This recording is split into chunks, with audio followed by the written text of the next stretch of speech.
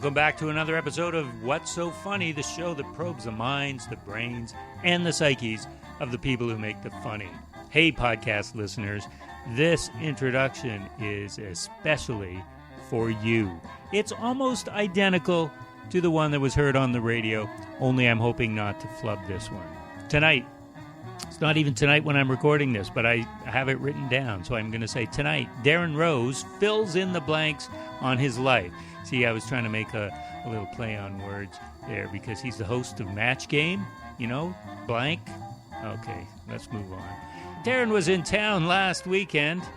Well, it was a couple weekends ago now, on his cross-country stand-up tour.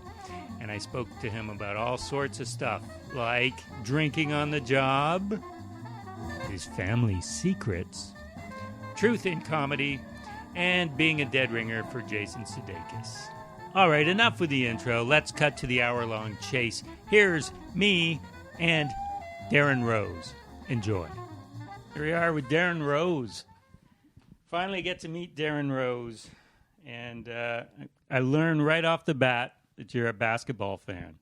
I am. We could alienate everyone right now and start talking about basketball. We could really push this listenership off to the edge of zero. Because you said anytime you tweet about basketball, it just goes into the ether. It just disappears. It's just... Yeah. Because I came here to record this interview. You're in town, playing the West Coast, played my hometown, Victoria, and then Whistler, and then tonight you're going to be in Vancouver. Yes, indeed. Well, you are in Vancouver. Tonight you're going to be playing in Vancouver. Right, that's true. We are in Vancouver right now as we speak. So I get to your hotel. You text me and go, I'll be down in 30 seconds. The game's almost over. Basketball game. That's good. You know, it's rare in Canada that somebody would say that. Right. That's true. It's rare in Canada that anyone would be aware a game was on. That's right. That doesn't involve a puck. Yeah. It's very difficult because the NBA and NHL playoffs happen at the same time. So in Toronto, everyone's Leafs crazy. So if you want to watch a playoff game in a bar, you're out of luck. Yeah. There's no TV in any bar playing basketball. I know. And you say, how about just this one TV? Nope, right. Sorry. No, we only have 32 TVs. If one of them showed the basketball game, there would be a riot. That's probably true. That is probably true, actually. It's probably accurate, yeah. One time they tried to put on golf, and then somebody got punched, and they're like, never again. Well, that I understand. Yeah. Because you're a paying customer, too. It counts for nothing. In Canada, nothing. Your money is worthless if you like basketball. But Darrin, you know, your act, you talk about sort of being not a man's man. It's true. But you're a sports fan. Yeah. So that kind of is a contradiction. Well, there's a weird thing. My show's about not being a man according to the definition that my dad and my brother espouse. But they are real men, though. They're real men, although it's funny. My brother is he's a real man, and like he reshingles his own roof, and he's an iron worker. But he's also a speed skater, which is a bit odd. So, well, at least he's not a figure skater. That's true. That's true. But he does have a certain love of spandex. He used to be a cyclist before that. Anything with spandex. Anything with spandex. It's starting to feel like it's the costume that appeals to him more than the sport. So he's got huge thighs. Yeah, he has like the kind of legs where like he has trouble buying jeans. Like he's like genuinely, it's a concern for him. So younger brother, older brother, older brother. He's 2 years older than me. Right, iron worker. You say he's an iron worker. Still in Oshawa? Well, he lives in Bowmanville. But... I don't know where that is. Oh, sorry. Bowmanville is a very small town, and 20 minutes from Oshawa, so in Ontario. Okay. Yeah. You were just saying that you've been in Vancouver maybe 4 times in your life, right, 4 times in my life, all of which were in the last 2 years. So. Right. When we spoke a week or so ago, you said that you don't play clubs much anymore. Did you ever? Were you doing tours? Oh, yeah. I came up through the Yuck Yuck circuit. So I've played all the Yuck Yucks clubs across the country many, many times. Except for here. Except for Vancouver. They felt that you weren't ready for Vancouver. Well, with Yucks, I didn't come out west very often because there's a thing with Yucks when you're a new comic. You know, you're not really getting paid very much, and so to send you across the country is kind of it's not financially worthwhile. So they sort of present it to you as an opportunity to get a lot of stage time and create some material and learn and lose money, and that seemed like not a very good deal to me.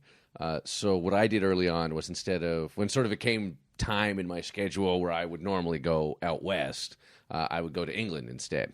And Oh, I really? thought, I thought, well, if I'm going to lose money, I'll go to England and sort of participate in a new scene and try to break my way into that scene instead of breaking into a scene I'm already part of, but just in a larger scale. Right. You know, so I thought, so I didn't come out west that often, but also there wasn't a Vancouver Yuck Yucks for a long time.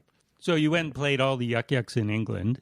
Yeah, I played all the Yuck Yucks in England. Right. And So you would just get gigs throughout the country?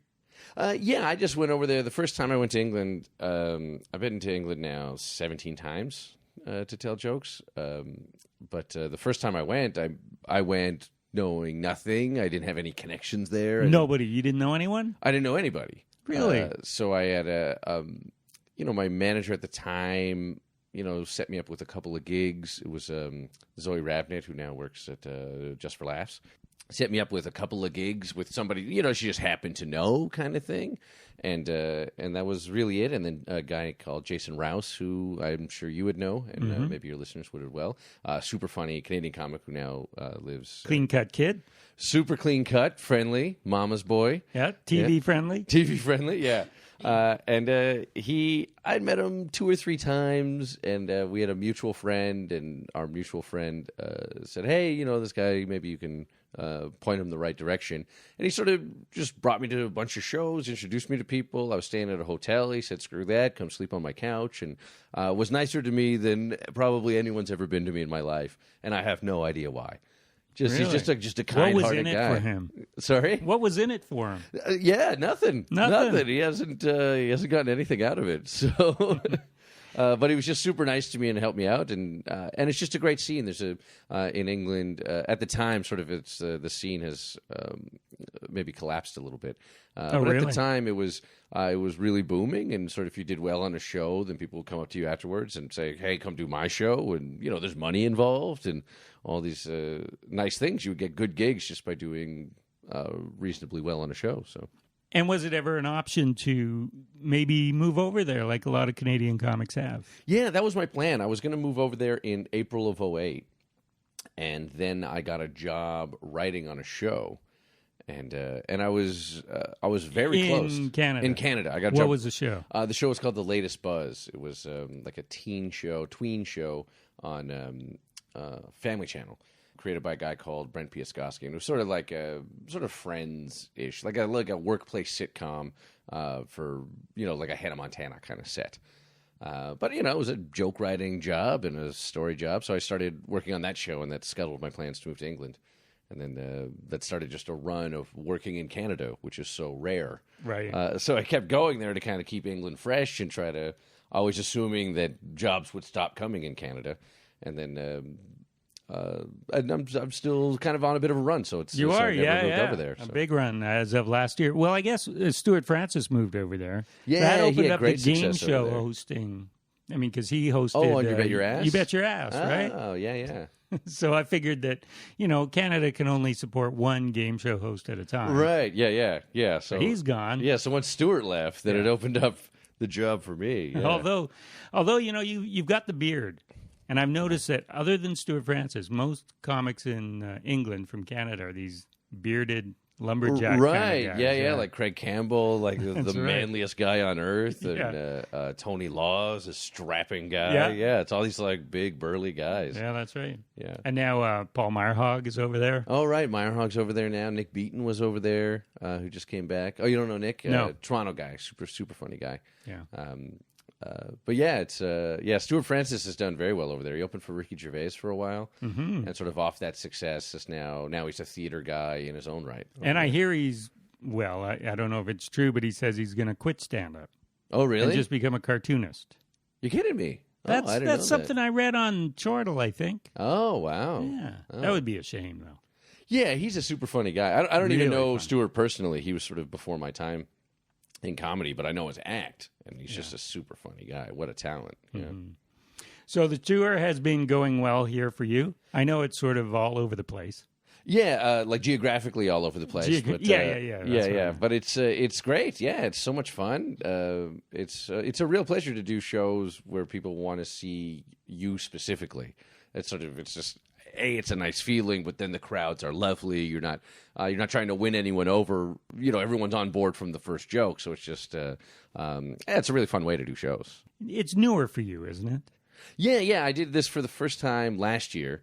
I did a tour with most of the same material, maybe 2/3 of the same material I'm doing this year, and it was great. It was a fun experience. So I thought, I'll do it again. Yeah, but I mean, people now know you. Yeah, that helps. Yeah. It's that the TV stuff helps bring people out. So, do you get recognized on the street? Yeah, sometimes. It's not. It doesn't get in the way of me living my life or anything. But right. You're not holed up. Yeah. in your palace. Yeah. I don't have to leave early to get to places to leave time for all the times I'll be accosted for my autograph or photo. Yeah, but it's very nice. If I do get if somebody does stop me on the street or something, it's very nice. Yeah, because you're all over the TV now. Well, Canadian content is on my side, so particularly with the match game, they just air it. They get some sort of credit from the government, so it's on constantly. They just occasionally take breaks from it. But any game show is like that. Mm-hmm. That's how it works, right? Yeah. I mean, it's a daily show, so it was going to be on 5 days a week anyway. But then they repeat it in the afternoons, and then they run it on weekends. And it's actually more popular on weekends than it is during the week. So, yeah, but I don't know. I'm happy about it. Yeah. And you can get it all done out of the way in a short period of time. It's so fast. We shoot it next month. We do season 2, and we shoot 60 episodes in 12 days. Yeah. So 5 a day. And you guys are getting some guests, some American comics coming up? Yeah, right? There's usually one American comic on each show, or one American, usually a TV person. So we had like Glenn Grunberg, who was on Heroes, and Nicole Yvette Brown, who was on Community. She plays Shirley on Community, and Jeannie Garofalo was on, Andy Kindler. Yeah. So we get... Susie Essman. Yeah, Susie Essman from Curb Your Enthusiasm. Yeah. Yes, we have some Americans on. And what do they think? I mean, they're sitting there on Canadian TV on a game show. Is it foreign to them? I don't think so. I think some of them have done some of the game shows in the States. Yeah, but those are different. Right? Those are for huge prizes. Yeah, but that doesn't matter if you're on the panel. Because your paycheck's the same no matter how much the people win. Right. So, and they certainly don't come up because they love the format or something. They're coming up to collect a paycheck. So certainly they're getting paid whatever they get paid to be on Hollywood Squares. Sure, but it is a fun format. Oh, yeah, certainly it's a fun format. And a pretty loose format. Yeah, I mean, you show up and it's just 6 comics just trying to make each other laugh all day. And Getting drunk, yeah. People are just messing around. Like, it's not a very formal environment. So I think it's fun for everyone who comes on. I don't know if that old show, if it's true that they were all, half cut during the taping of that. I think so. See, I'm kind of naive. I used to watch that. Yeah. I'm older than you. I used to watch that. And it never even occurred to me that they were drunk. And even so, watching it now, I say, yeah, they were just having fun. Right. But is it corroborated? Do we know that they were actually drinking? I don't know, although certainly the producers of the current match game believed it to be true and have tried to recapture that magic. Oh, tell me how. Oh, well, they just feed the panel booze the whole really? time. Yeah. So on the our match game, the panelists are for sure drunk. Oh, okay. Yeah. Because we shoot 5 episodes a day. We shoot 3 in the afternoon, and then we eat dinner, and then we shoot 2 at night. And for the night shows, before we start, the producers come over to the panel with a bottle of vodka and 6 glasses and pour just, like 4 fingers of vodka, like glasses of vodka. They don't have mix. I don't know why that is, but just straight up. Yeah. But if you look behind the little desk things that everyone's sitting behind, if you go behind it at the end of the day, it's just all glasses of wine and beer bottles and glasses of vodka. Is that legal? I do believe it's legal, but sometimes, like some guys have gotten like problematically drunk, where you had like during the show, I have to be like, all right, come on, it's still TV. You gotta pay attention. Yeah. Are you getting drunk as the host? I don't. I have to wait till after. I don't have to. the producers are like, go ahead. They don't care. But just because I have a lot of business to do that's particularly, I have to say the rules and all that kind of stuff. And if you're on the panel and you're like, well, I was going to say, and then you slur your answer, that's kind of funny, whatever, doesn't matter.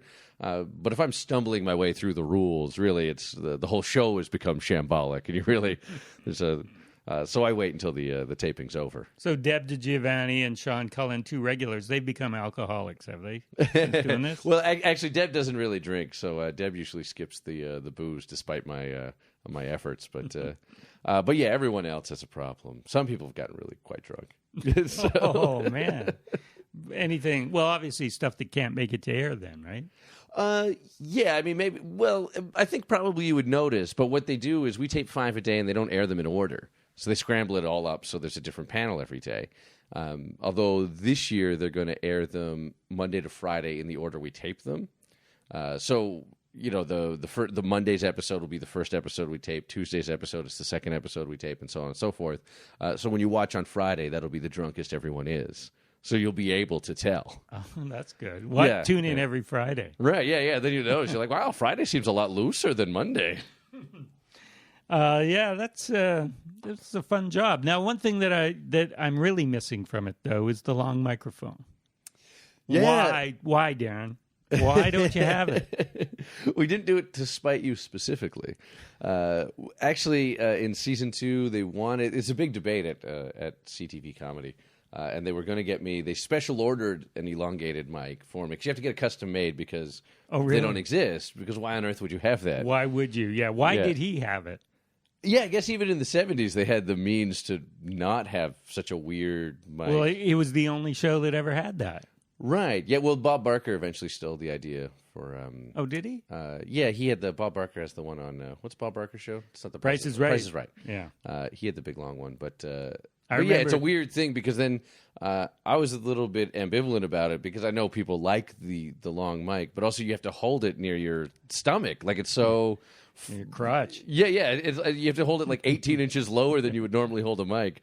And it's a bit weird because you have cards and stuff. So I think they canceled it, but we might do a week of retro episodes where we all dress, appropriate to the 70s. There's shag carpeting, and then we'll have the long mic. Cool. Then you got to get some of the guests that were on the original series. Right, we'll get Shatner and get Betty White. That'd be great. Was Shatner on it? Yeah. Yeah. Shatner. Well, a lot of them aren't around anymore, but who else? Yeah, that's true. Marsha Warfield. Right, Marsha Warfield. I don't know if Brett Summers is still around or not. Yeah, I'm not sure. She was Charles Nelson Riley. Yeah. He's not around. Oh, no? I don't think so. I don't know. Well, maybe someone can still wear the yachting cap. He used to always wear. So preposterous. So that's fun. And then you're also on, just to catch people up, still on Video on Trial? Yeah, I still do one. It's them funny from time to time. Because our guests, I mean, I thought that was a comment on the show. I was like, yes, thank you. That too. But do bands still make videos?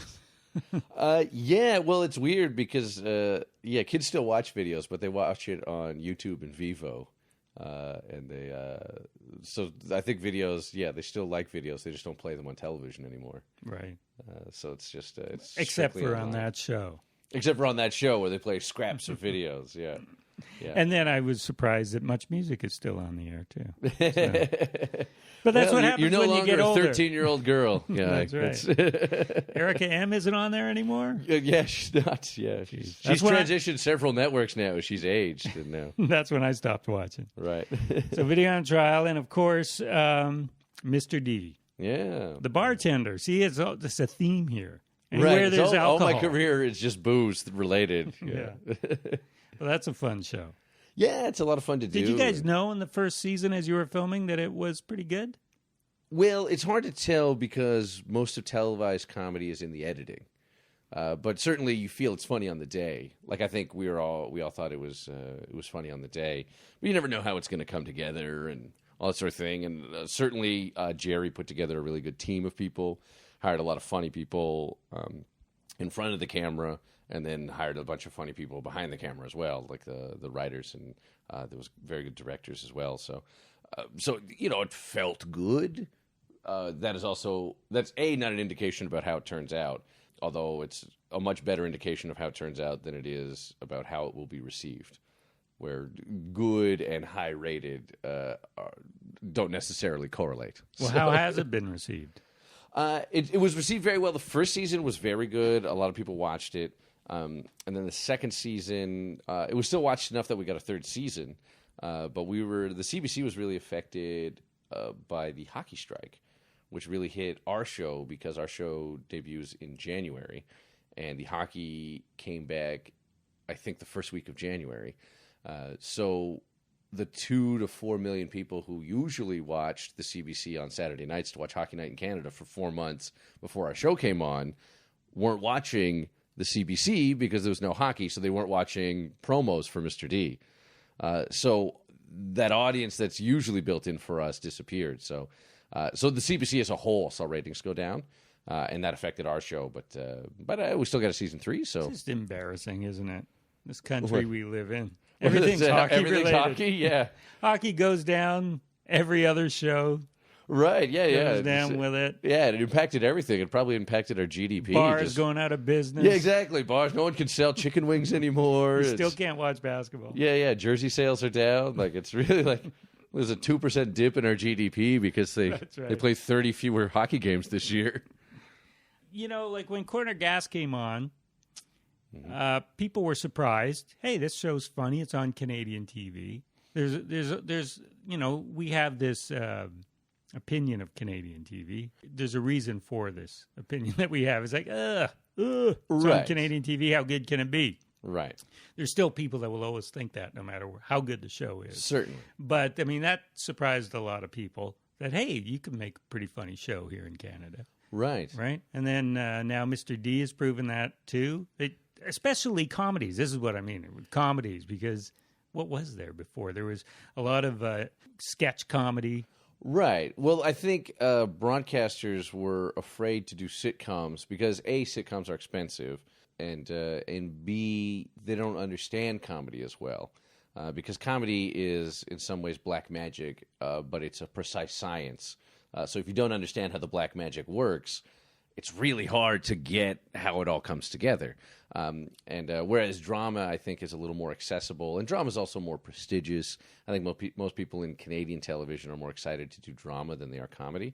And the other thing is just Canadian broadcasters, you can make comedy really cheap. You can't make drama really cheap. So drama is going to be expensive no matter what, because there's not a different format for drama that is cheaper, like a game show or a sketch show, or they had an improvised show on a GO train for a while. They like all these kind of cheap ideas, and then you go, well, it didn't work because you paid $150,000 an episode for it. That's why. And then I think Brent really changed things. I think it was $1 million an episode for Corner Gas. Right, and that's a reasonable budget for a 30-minute show. But that's what I mean. If you pay $150,000 an episode, it's not going to be good. Right. It's so hard to make a good episode because everyone who's good doesn't want to work for nothing. And it's a self-fulfilling prophecy. Exactly, yeah. You see, it can't work. Right, so yeah, exactly. But if you spend $1 million an episode, now you can hire enough writers. You can hire a DOP who's competent to make it look very good. You can hire good directors, and you can have people in front of the camera who are good at what they do. But you need a lot of pieces to come together, and all those pieces cost money. But yeah, if you spend $1 million, and also I think the common thread between Brent's great success, which brought back the sitcom format to Canada, and what Jerry did, was that in both situations they were creators of the show who were the stars of the show, who heavily influenced the writing of the show. And I think it's really important, if you make a comedy, to have the funniest guy be in charge, which is not a common decision in Canadian television. Surprisingly. But maybe this will cause more to happen. Yeah, hopefully. And and I think it's because there's sort of a dramatic bias in Canadian TV because they spend so much time making drama. Well, they have all those costumes left over from the Road to Avonlea.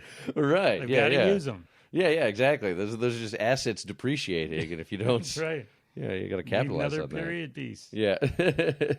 Is Mr. D going worldwide? Is it being syndicated other countries? It's in some other countries. I know it airs on the Comedy Network in Australia. I don't know where else they've sold it, actually. That's the only one I know that they've sold it to. But yeah, I don't know. Jerry's got big. You got to find out States. because then you can take your tour there. Yeah, exactly. Yeah. I'll see if I can get an Australian tour going. We'll see. Yeah. But yeah, and that's another thing with Brent and Jerry. They're both perfect vehicles because they are true to those two guys. One's small town Saskatchewan, one's a teacher. Right. Right?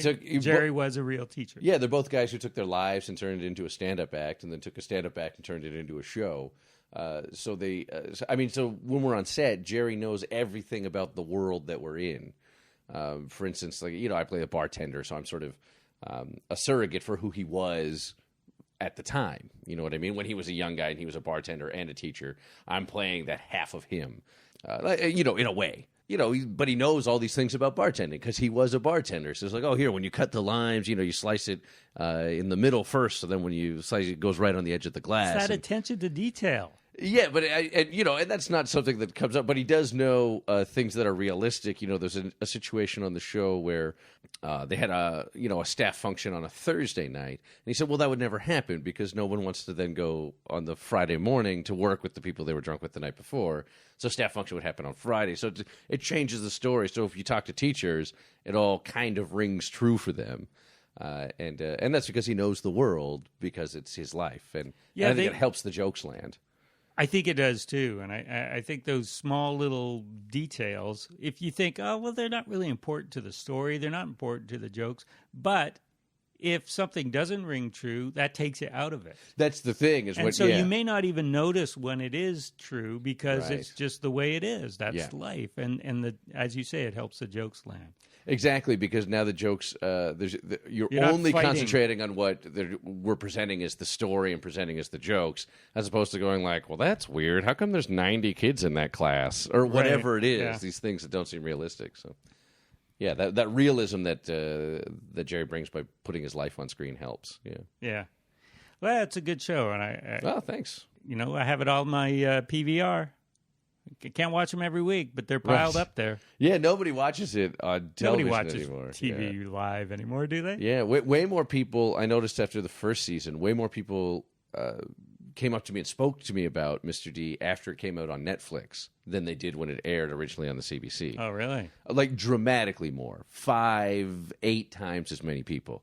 Like it was as though it hadn't been on TV before, right? Until it came out on Netflix. There were no hockey games, right? What are you going to do? Yeah, but they're all piled up there on Netflix. So hey, I'm going to watch this season. Yeah, and it's a weird thing. And the first season, 700,000 people watched it a week, which is a substantial number of people, and yet somehow way more people watched on Netflix, or perhaps just the type of people who I ran into were more likely to watch on Netflix. Right? You got to get it on American Netflix. Right, that's the key. Because now I have American Netflix. Oh, really? Mr. D's not on there. Right, yeah. The holy grail of Netflix. You get all the new release movies, everything. No, they're not really. Oh, really? Yeah. I always hear so much better. I know, you always hear that. And I think there's more, although I don't know. It's just different. I went through and I had a bunch of movies in my queue in the Canadian Netflix. Mm-hmm. And I thought, well, I'm going to see if they're all on the American ones. And they weren't. And a lot of them were American movies. They were on the Canadian one, but they weren't on the American Really? one. They're just different. Oh, okay. So there. See, that's Canadian. We always think the American thing is better. We do. It must be amazing over there. It's Shangri-La. They have everything. Yeah. Hey, I read a story on you in this tour where people say you look just like Jason Sudeikis. I get it a lot. Yeah. And you said when you're in L.A. you get that. Yeah, when I'm in L.A., they just think I'm him. Although, actually, it's very funny. In Victoria, I did the show Victoria on Friday night. 2 people came to my show, this couple, who thought I was Jason Sudeikis, which is why they came to the show, but then thought I was Jason Sudeikis the entire time. And I said, they saw my photo on the poster, and they said, oh, well, we'll get tickets to the show. Jason Sudeikis is going to be here. And then they bought the tickets, and I asked them, I was like, well, didn't you notice the name on the ticket was different? And they said, well, we don't really, we didn't know what it was. Maybe it's a cover. We don't read. like a cover band for Jason Sudeikis or something? Yeah. It's such a weird thing. They just thought it was, until I started talking. They're like, oh, wait, this is a different guy. Jason Sudeikis isn't from Oshawa. Now, what are you doing in L.A.? Oh, well, I went down there for pilot season this year and also last year. So auditioning? Auditioning, yeah. And then I spend a bit of time there in between. So I've probably spent maybe 3 months a year the last couple of years. So you're just ready to bolt. Yeah, I'm going to move there in September. Oh, are you? Yeah. So what's going to happen with everything that you got going here? Well, that's when I'm done shooting everything for the year in Canada. So we shoot Match Game in June, and then in July and August. You can do that in a week. Yeah. All right, so you can fly back for that. Yeah. So we shoot that for sort of the summer. I shoot both those shows, and then when we're done, Mr. D, I'll move to LA, and we'll see what happens. And you'll be doing stand up and auditioning? Yeah, I'll do stand up. I'll start touring the States, and then I'll just audition for whatever comes down the transom. What kind of amazing passport visa do you have where you can play all over the world? No problems. Well, England is very easy to go to. Originally, that's why I went to England, is because the visa requirements are so much less onerous than the American ones. The American requirements are crazy. It's very hard to get in. They really don't want foreigners in there. Yeah, but you got in. I got in, yes. I have an O1 visa now, so I'm allowed to go there and do whatever I want. So yeah. So you can go and be Jason Sudeikis' stand-in. Yeah, well, I have larger ambitions. But, oh, really? Yeah. I'm just a humble Canadian boy. I think that would be huge. Or maybe a brother movie, you and him. A brother movie, yeah. I got to write a brother movie for he and I. Do you write? I do, scripts? yeah. So I write for television. Like I've written a bunch of television. I'm writing on the CTV show Spun Out right now, which is Dave Foley's new show. Oh, that's right. And the Darcy Michaels local hero Darcy Michaels is in it. Yeah, that's right. He moved to Toronto. Yeah, he had to move to Toronto, so they're shooting that right now. And I wouldn't call him a hero, though. Please.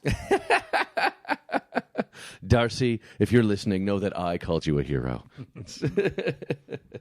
Yeah, so you're writing on that. So I write on that show, and I write for TV, and I'm starting to take a crack at movies, which is it's a much bigger beast. Those scripts are so much longer. TV scripts only 35, 42 pages. The movies like 96 pages. Too many pages. So much work. Is that how you write? Just looking at the page count every time? Yeah, just looking at the page count, go like, "Oh, this is gonna take forever." Maybe I should just take a quick break. I don't know if the story's there, but I'm at page 32. Yeah. I'm just trying to fill it with words. Yeah, that's it. Yeah. Because you didn't have a writing background, did you? I had a business background. Yeah. So you graduated from university, maybe? Yes. Yeah, I did a marketing degree in university, a Bachelor of Commerce degree. Then you opened your own business. And I opened my own business. I worked at a tech company for a little bit. And then I opened my own software company. What kind of software? We made software that helped companies sell complex products, like computers at the time. This is in 99, 2000, 2001. And at the time, computers were sold. You would just get a laundry list of the possible components, and you would mix and match yourself. This is when Dell had a big innovation where they let you sort of configure your own computer. But nobody really understood what... And people don't now, but you don't buy computers like this anymore. People don't understand the difference between getting, a gig of RAM or 2 gigs of RAM. Right. Well, does that make it go faster? I don't really know. Is that video good?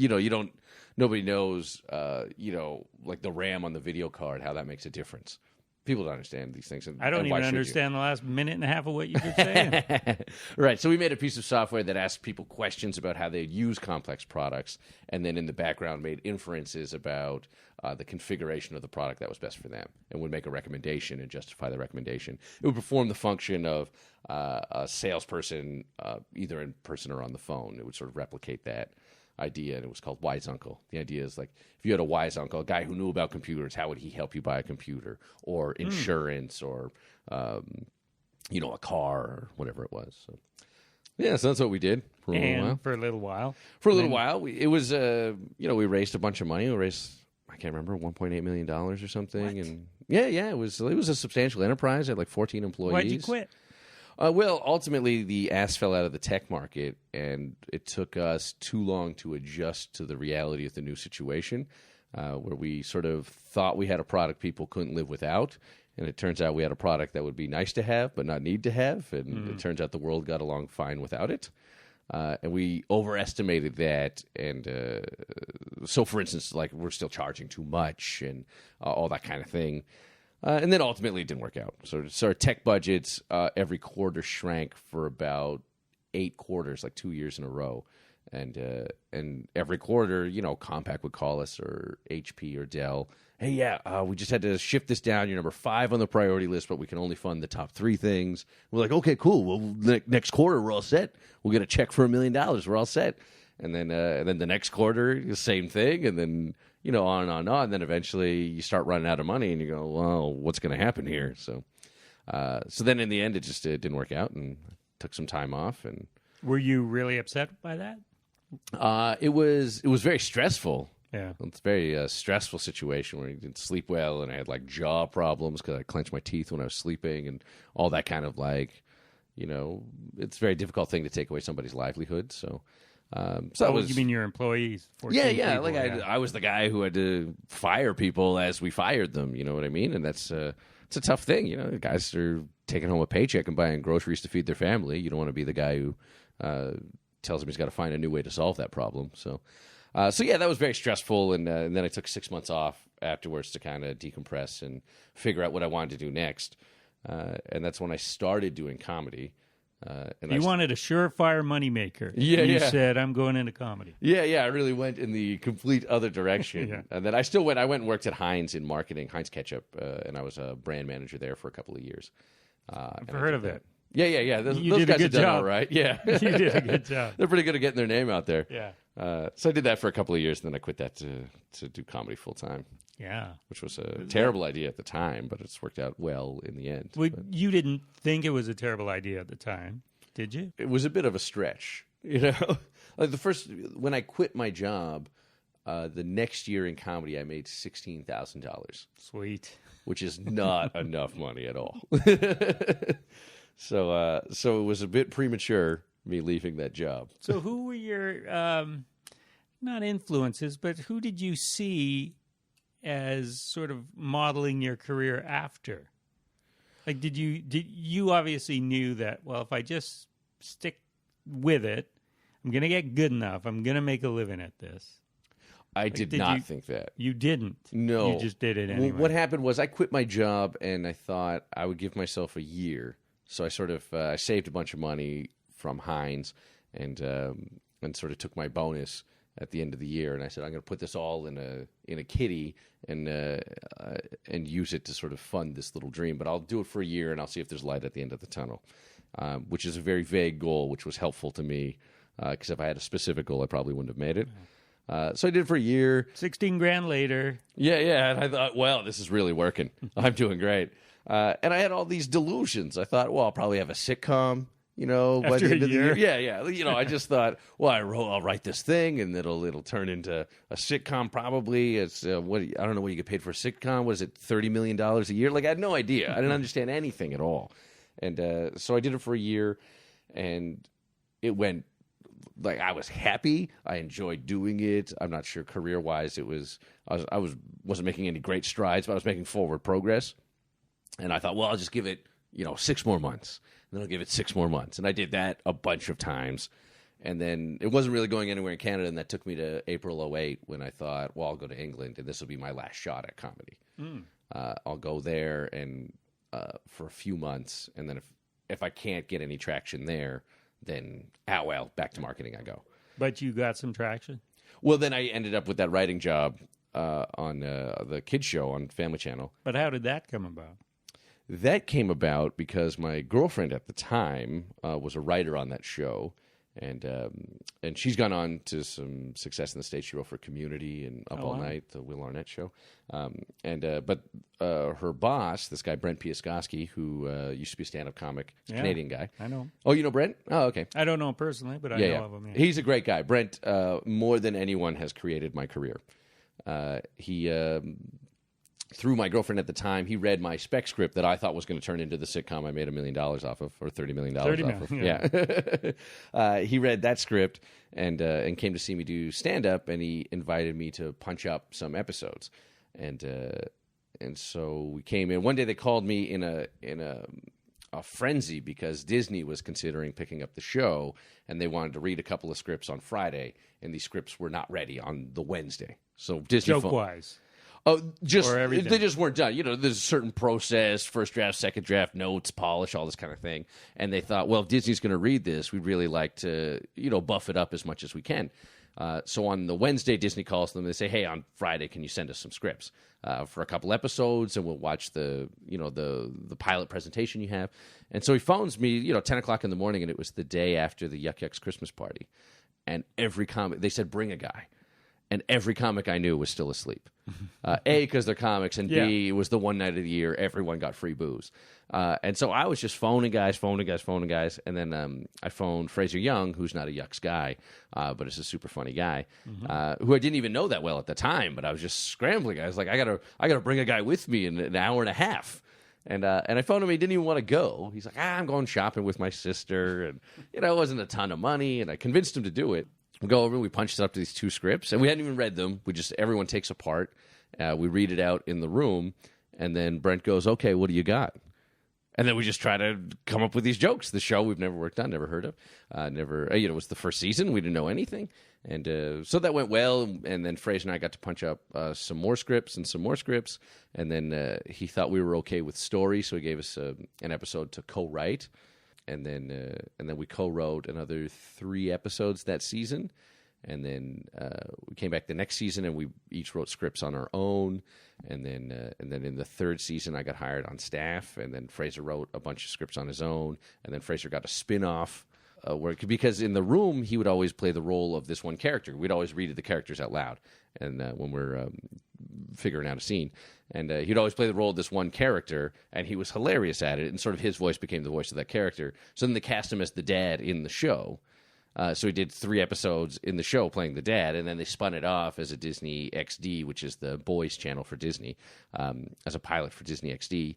And so it was the dad and the son, and then their family. And it was called Meet the Wilders. He'd be a young dad. He was a young dad. Yeah. They had to age him up a bit. But it was great. It didn't get picked up, but all this work, 3 years worth of work and acting jobs, and Fraser got a pilot out of this thing he didn't even want to do because he wanted to go shopping that day. So and then and I got Mr. D out of the same show because Brent, while I was writing on the latest Buzz, Brent created a show called The Classroom, which was sort of The Office but in a high school, and they're casting for the teacher. They couldn't find a guy. And they just they saw, I don't know how many guys, but a ton of guys. And then eventually came into the room, and he's just like, hey, do you want to go out for this? Like, we just can't find a guy. You're here. And I said, yeah, sure. I didn't, I'd done some commercials and stuff, but I'd never really acted in anything. And so I sort of hired an acting coach to help me through the audition. And I went. For the classroom. For the classroom.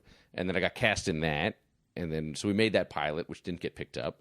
But then Brent got hired to write Jerry D's pilot for Mr. D, and then Brent cast me in that, and so then that's how I got Mr. D is through there. So I mean Brent's got me 40 jobs in comedy. So and now you're leaving. And now I'm leaving. What are you doing? Now I'm leaving. Yeah.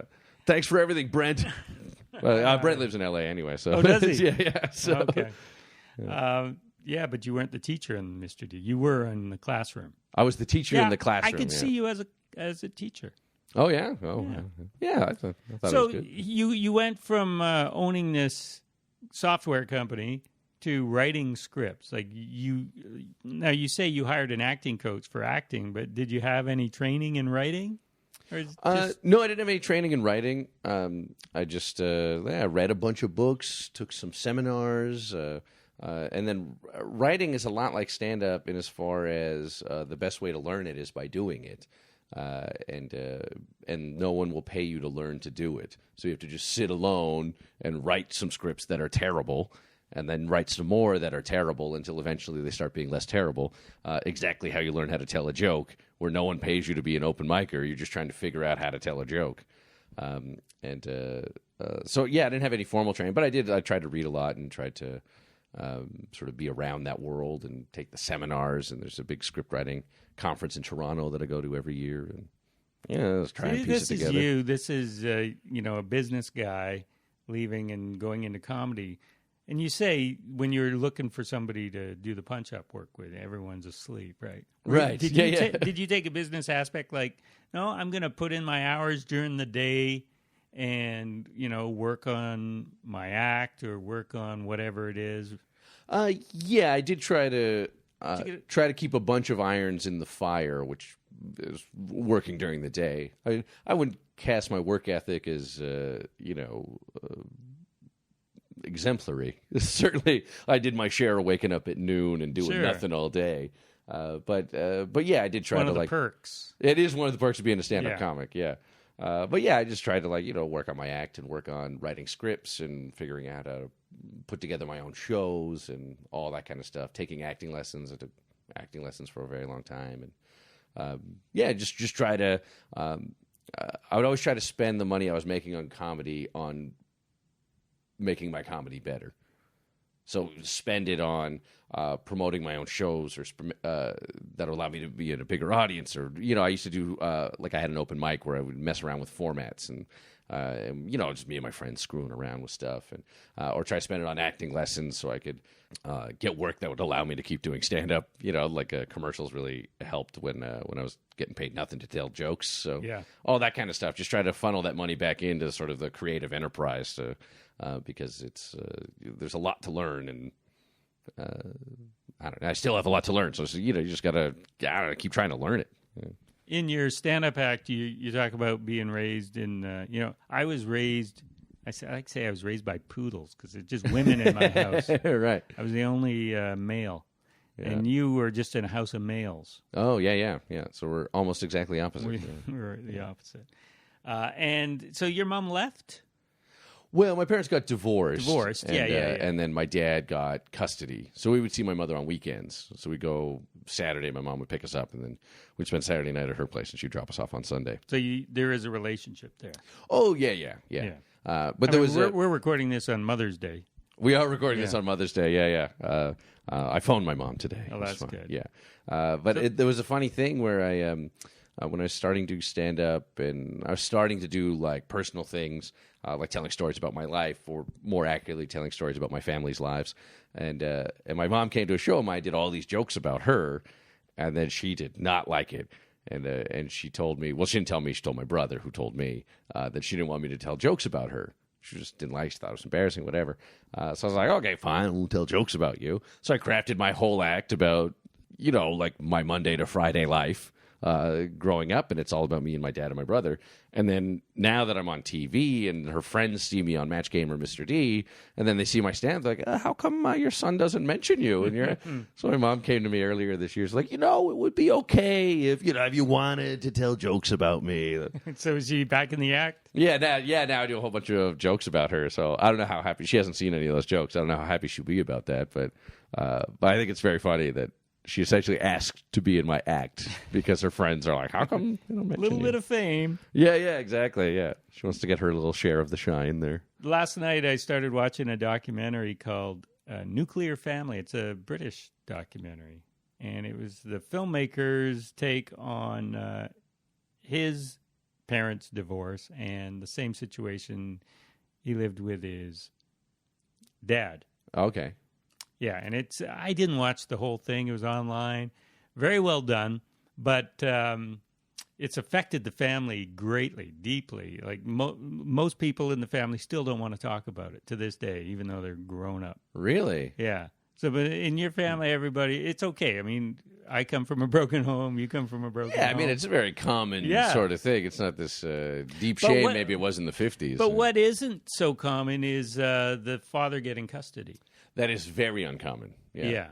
But my family is full of secrets, so I don't really know why that is. Really? And you don't Almost want to everything I know about my parents, I have pieced together through just things I picked up or heard when maybe they didn't think I was listening. I don't know anything. My parents never speak about their life together. I don't know how long they were together. They were together for years, but I don't know specifically how long. How old were you when they split up? Oh, this is funny. I also don't know that. So you don't have a memory of it. I don't have a memory of it, and no one has ever told me the fact. In my act, I say I was 6 months old. I know I was very, very young. Yeah, I think I was around too, but it could be even younger.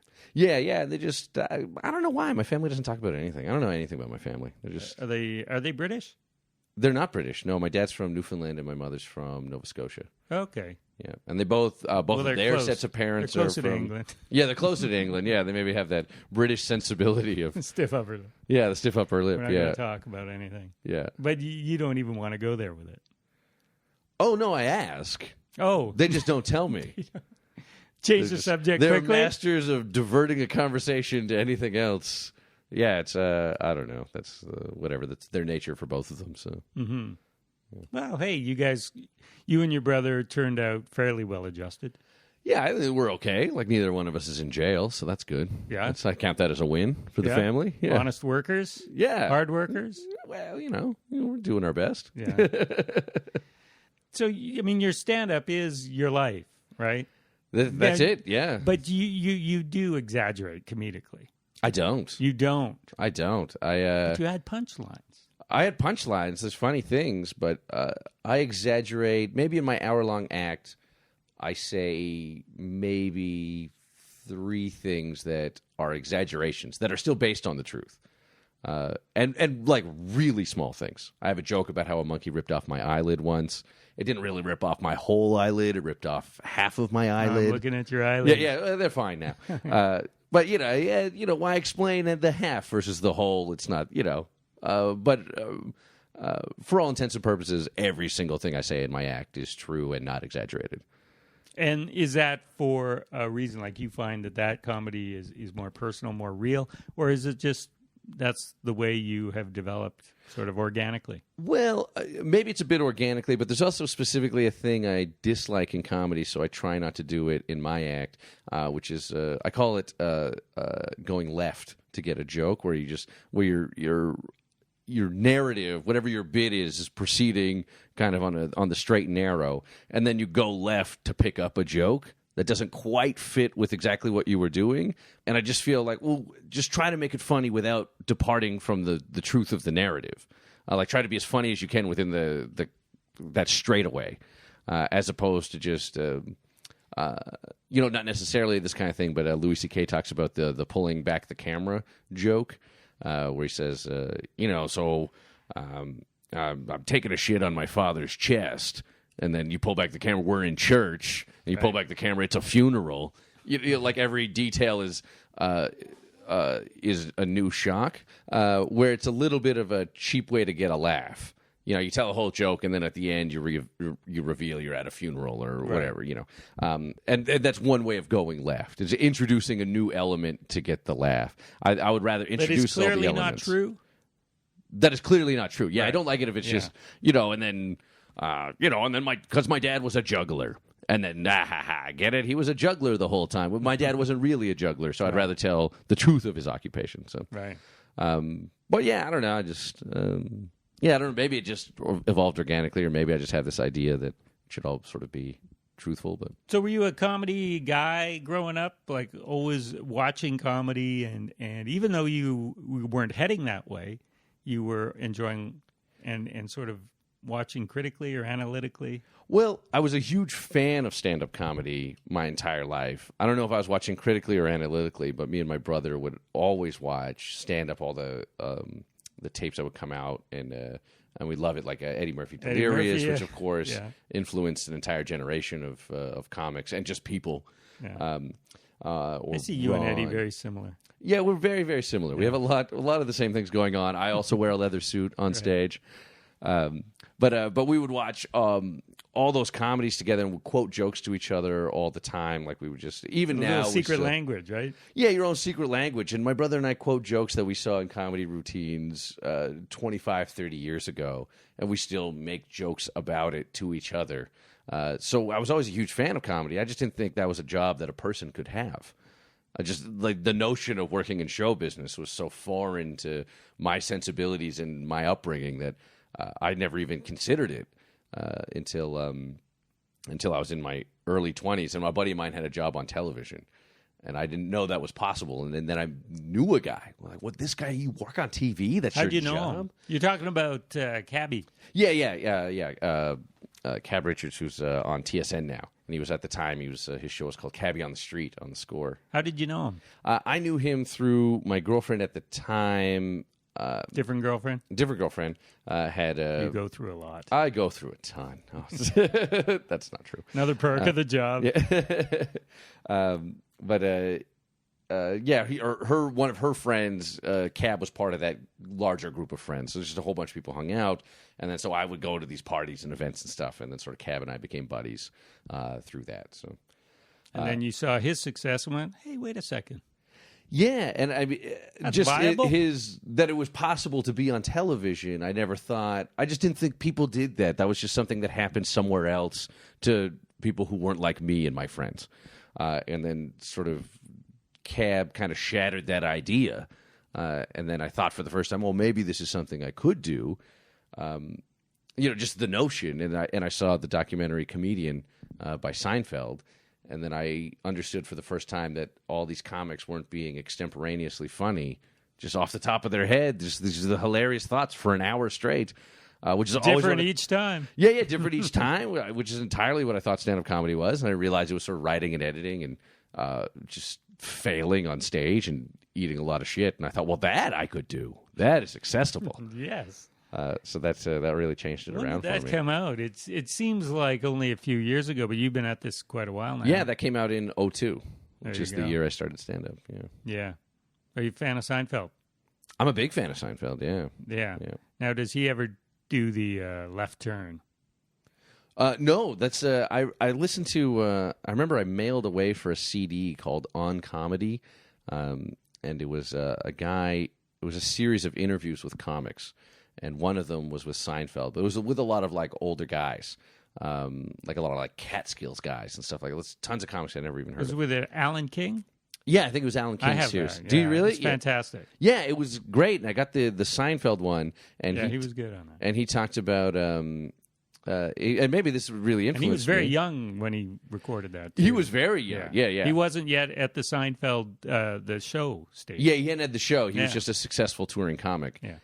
And he said he'd always Alan King was asking. He always had this sort of leading style in these interviews, but he said, "Would you never tell something false about your parents? Like if you had, you wouldn't just for the sake of a joke, you wouldn't say your father had one leg longer than the other. You wouldn't." And Seinfeld said no, he wouldn't do that. But so maybe that sort of influenced my idea because I listened to it very early about telling the truth in comedy. So I don't think Seinfeld goes left. Right. To pick up a punchline. Seinfeld's thing is, he said, a joke should prove a very mundane point with rigorous logic. So Seinfeld never introduces a new fact as the punchline. His punchline is always a take on the facts that he's presented. And I like that as comedy. Yeah. His stuff is very obvious after the fact. After the fact. It After all the makes sense. fact. Yeah. You go, why didn't I think of that? Right, This because is something I see every single day. Right. It's like when you read a mystery book, when I was young and you read like Encyclopedia Brown and those kinds of like kids mystery stuff. I never liked when they solved the mystery by using a fact that you weren't presented in the story. Well, I just thought it was such a cheat. I was like, well, if you told me that, I would have known that the other guy did it. And Seinfeld always does that. When you get to the punchline in a Seinfeld joke, you have all the facts already. There's not a new fact that makes you go, well, if I knew that, then I would have figured out your joke at the beginning. It gives you all the facts, and you're like, I'm stumped. How is this funny? Yeah. And then he tells you how it's funny, and that's the excitement of it. So That's I a good like analogy. that idea. I was reading my son Encyclopedia Brown, which I didn't have when I was a kid. I don't know if it was around, but I'm reading it. There, every mystery is a page or two or three or whatever. Yeah. And I get to the end, and I'm going, I don't know the answer. Right. And this is made for kids who are 7 years old. So I read it, and I read the explanation. And go, oh, okay, I get it now. But there's always something. It's just not everything's there. And when I had Brent Butt on this show, his movie that's coming out later this year is called No Clue. No Clue, and right. It's a mystery. Yeah. And he said the same thing. He didn't want it to be a movie where, the facts weren't presented up front. Right. Yeah. In order to figure it out. Yeah, that's It has to be there. And I believe jokes and mysteries work the same way, where Brent's a very meticulous writer. And I just think you need all the facts. It's a more impressive trick if you have all the facts and can't figure it out. Yeah. I think that's a better laugh, a more rewarding laugh. Yeah. How much time do we got left? Oh, geez. Well, I wanted to ask about Edinburgh, because I know you played England a lot, and then you played the Fringe, right? Yeah, the Edinburgh Fringe Festival. Just what I hear about it is it's like a zoo over there. Like, it's crazy. I had never been. What was your experience? Yeah, I showed up day one. I showed up sort of the night before my first show. I've never been to the Edinburgh Festival. I've been to Edinburgh to tell jokes. I played the comedy clubs there. But the festival is a whole other animal. So I can't even remember the number now, but it's an absurd number that would blow your mind. There's 1,500 shows a day, or there's 3,500 shows a day. Like, it's a number that doesn't make any sense, because every venue in the city has a show every hour. From a lot of shows, they have breakfast shows that start at 6 a.m. A lot of venues have breakfast shows, and they have shows that end at 5 o'clock in the morning. So essentially almost 24 hours a day. And everything in the city is a venue. So, of course, there's theaters and there's comedy clubs, and there's, the top rooms in a pub. In the UK, usually when they have comedy in a pub, it's in a separate room, so it's not people who've been forced there against their will. People are like, I didn't know there was a comedy show. I'm just trying to eat my meal. So all those things. But then the pub itself is also a venue, and also this hotel room would be a venue. The noodle bar is a venue. Like, there's jokes everywhere. There's shows everywhere. Shows, not all comedy. It's not all comedy. There's singing. There's opera there. There's acting. There's theater. All kinds of stuff. But everywhere is a venue. Everywhere you can possibly fit a microphone or a stage is a venue. And so it's relentless, and I had no idea. And just everyone's going to shows all the time. You do a show. I did an hour-long show every day, 25 days in a row. And before I went there, I'd done an hour-long show precisely once.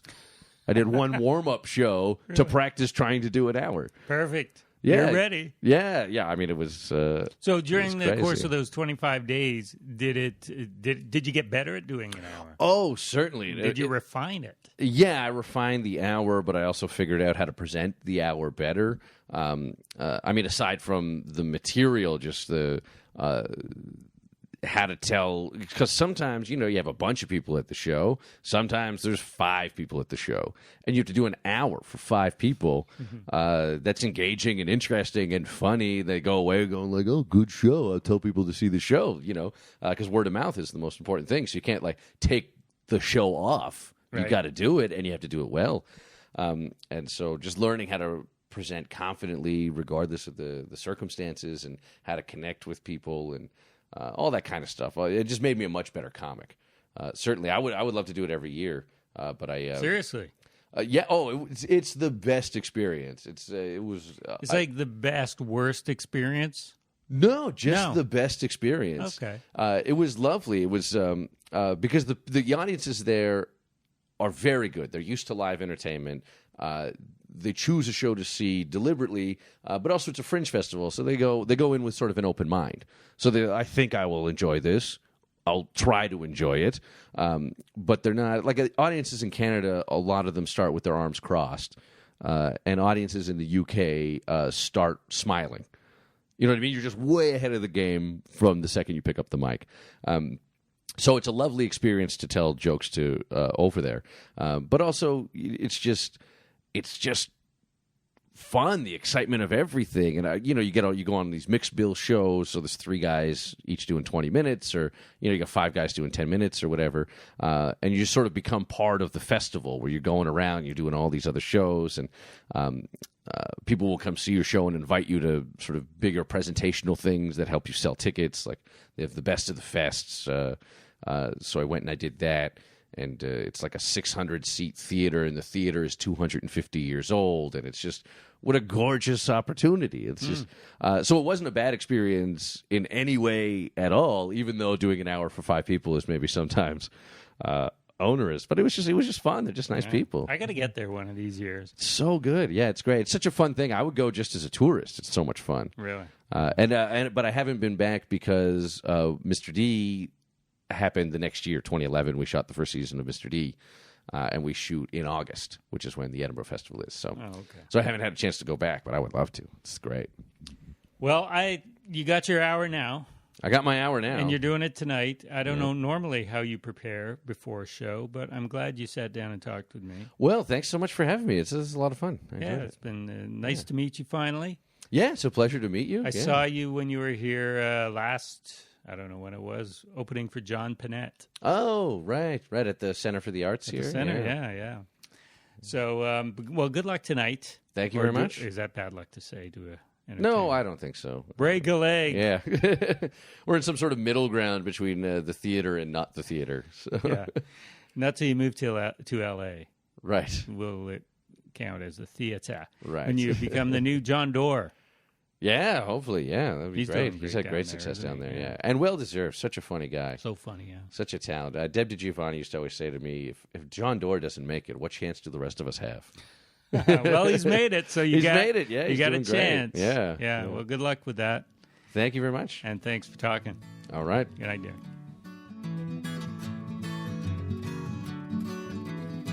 There you go. Did you enjoy that? Hope so.